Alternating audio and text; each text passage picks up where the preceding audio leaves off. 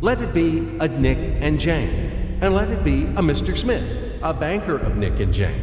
They both keep their money in his bank. That's why we use the title Mr. Smith with respect. Nick really wants to buy, well, let's say Jane's bicycle, but he has no money. More precisely, he has money, but not enough, only $10, while Jane wants $100 for her precious bicycle. That's a problem. What should Nick do? Well, this bicycle is so desirable. He gives Jane his $10 as a deposit and asks plaintively not to sell the bike to anyone. He says that he will bring the rest of the money soon.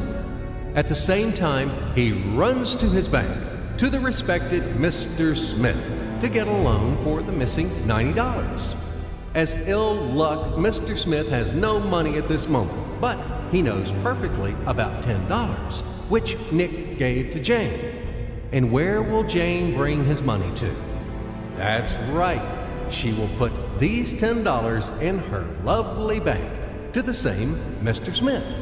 Therefore, Mr. Smith asks Nick to come back tomorrow in the hope that tomorrow he will get these $10. And everything happens this way. The next day, Jane brings $10 to the bank. The bank provides Nick these $10 on credit. Nick immediately gives them to Jane. She again puts them in a bank. The bank again provides Nick these $10 on credit, etc. As long as Nick the fool will gather enough money for the bicycle. Don't you get confused yet? Be patient, I told you. These demons have been trying to confuse you during 1,000 years. These damn economists and financiers. But anyway, we will figure everything out. So what do we have in the end? Nick finally got the bike from Jane. Wow! But at the same time, Nick owes $90 to the bank, Mr. Smith. And the bank, in its turn, owes $100 to Jane. In other words, those $10, which existed initially, have magically turned into $200, $190 of debts plus real $10. But these $10 would also turn into $1,000, even in $1 million or $1 billion, if Nick would make a more expensive purchase.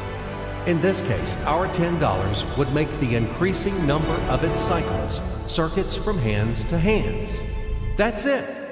So, what happens in today's world? SOS! It appears that banks also make money out of thin air and multiply them. Not only Fed can produce money, but banks either. In short, everybody can do this, except you and me. We are not in the business at this celebration of life. I would like to print or draw some money as well.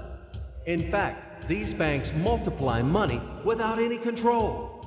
And we're still wondering why the banker lives better. What are naive fools are we? Now it is clear why. The one who produces the money, of course, lives better. But this is not enough. From this moment, poor Nick will never be able to repay his debts owed to the bank, no matter how hard he would work. Silly Nick doesn't know it yet, that he's in slavery to the bank, in credit bondage forever, because those $90, which he owes to Mr. Smith, do not exist in nature at all. Sly Mr. Smith made his money out of nothing. He created them out of thin air, just one click. And $10 turned into $200. Yes, but you can object reasonably.